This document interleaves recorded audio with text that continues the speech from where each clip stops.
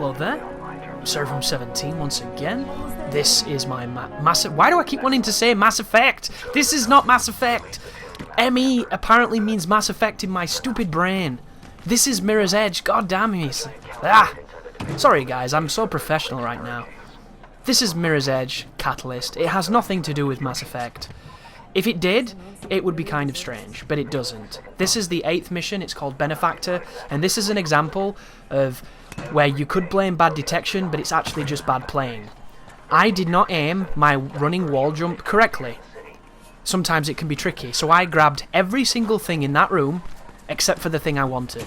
But it wasn't the game's fault, guys, it was mine. And the reason I kept that in is because I want to show these moments where the detection actually does fail, and then the moments where I fail, because they are two very completely different things that are easily mistaken for the other.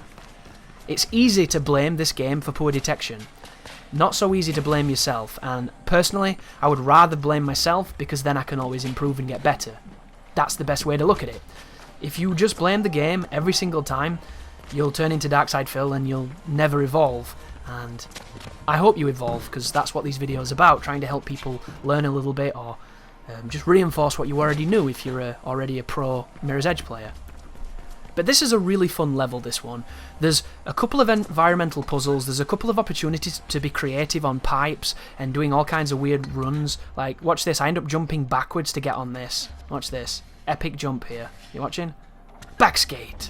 I don't know how I did that, but I liked it. And that's the kind of fun in this game. It wasn't particularly fast, it's not going to win any speed records, but it looked cool. A backwards weird swingy jump? Epic. Love it. Here's an interesting mechanic, it's the ability to use these crazy grappling hooks, which kind of kill the momentum for me. I appreciate that it's a new addition to a game that didn't have it previously, but do you know what it screams as to me? It screams of a game that didn't take the time to design its world well enough to enable the players to navigate the open world so well. So instead, here's a grappling hook that gets you to the other side of the city. Because there's moments in the free roam where there is feasibly no path to go without using this hook. You've got to literally run for 10 miles and find one of those sky bridges, and if you don't find them, it's grappling hook Sunday, because there's nothing else to do.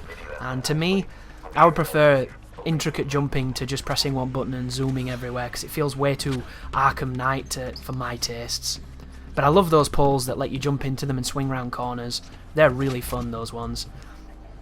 See that? That is a moment where you could argue the detection could have been better, but I ran on the corner of it. And if you run on the corner of things, you confuse the game's detection systems. That's what we just learned. So we've got to be a little bit more precise on where we run into walls, or it's not going to work. You know, there's blame on both of us there, but it's good to know, and hopefully you can see that and learn from that mistake on both sides. This is weird too. There's a lot of moving through air vents which completely cripple your speed. I don't get the air vent thing. I appreciate it's a lull from the peaks and valleys of momentum and terrible combat, but anything that kills momentum kinda seems counterintuitive to a Mirror's Edge game. Another thing too, realism. I think realism should be thrown out the door with these games. I think they should go batshit crazy. One of the things that made Sunset Overdrive so great was the fact that it was really stupid in all of its movement. You could do crazy things and link everything.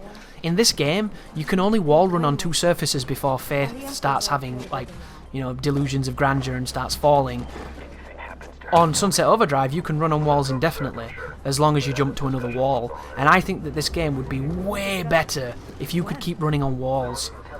You'd be able to do so much crazy creative stuff, and the speedruns would be godly, but at the moment it's so limited by, I don't want to say realism, but it's some kind of arbitrary ruling system of you can only do 2. It's the same way they govern certain surfaces.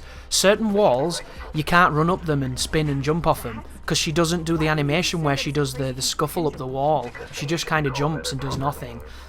I hate the idea of certain walls being jumpable and certain walls not being jumpable. It screams bizarre to me, and it quells that creativity, and anything that is counterintuitive to being creative in movement in this game seems bizarre to me.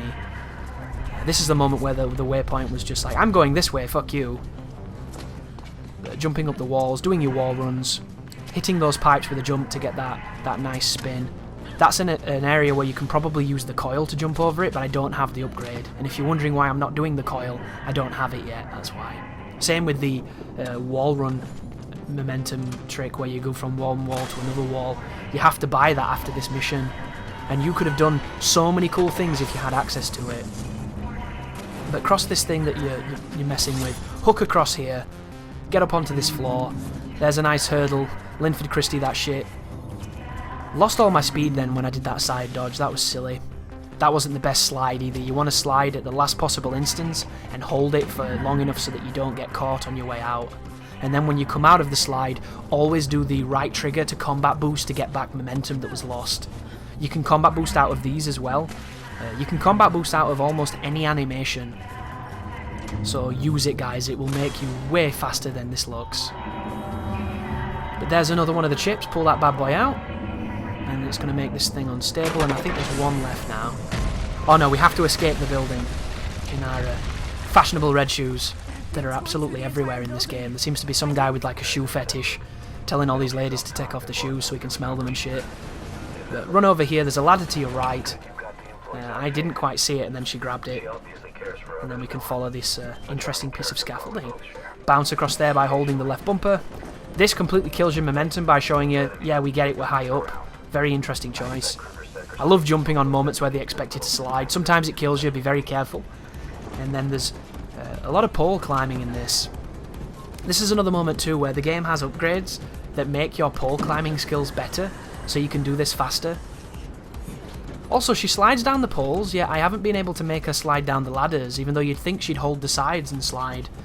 Maybe there's an input that I don't know that I've been ignoring, but when you see me go down the ladders, I literally look like an old age pensioner with a questionable hip, because she takes her time. It's really frustrating. There's my magic buttons. My game doesn't work like that, guys. That's just editing. If anybody's wondering why are my elevators so fast, it's because I hate them and I edit them out. But here's the zip line. You can drop off it by pressing movement down, which is left trigger if you want to. Another tip too that I've not mentioned that I should.